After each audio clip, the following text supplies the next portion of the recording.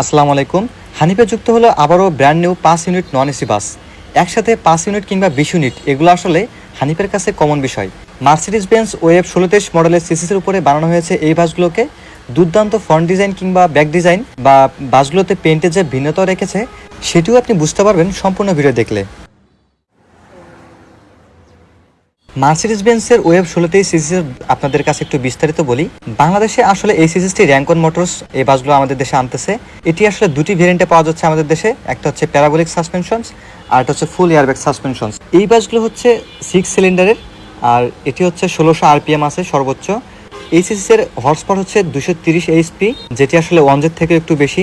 Suspension হিসেবে যেহেতু parabolic এবং এয়ার সাসপেনশন সিস্টেম রয়েছে, তো সেক্ষেত্রে আপনারা কিন্তু আরামদায়ক জার্নির জন্য এই বাসগুলো বেছে নিতে পারেন। বাসগুলোর পেইন্টের ভিন্নতার মধ্যে যে বিষয়টা বলতেছিলাম, এই দুইটি বাসকে দেখেন, আমি যে মাঝখান দিয়ে যাচ্ছি, এক পাশে হচ্ছে সবুজ, হ্যাঁ সবুজ কালার বললে ভুল হবে না, আরেকটা কিন্তু ব্ল্যাক। মানে এই দুটা রো যে কালারের পেইন্টের যে রো রয়েছে এটা একটু ভিন্নতা রাখছে, মানে মোটামুটি একটু ভিন্নতা রয়েছে পেইন্টের মধ্যে।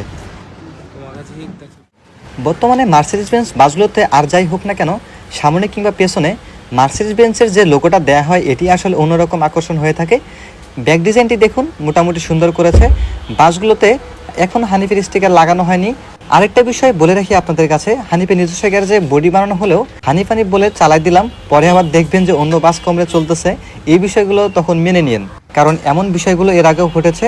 তবে হানিফে চলার সম্ভাবনা সব থেকেই বেশি, আর সম্ভাব্য এই বাসগুলো রুট হতে পারে ঢাকা থেকে রাজশাহী।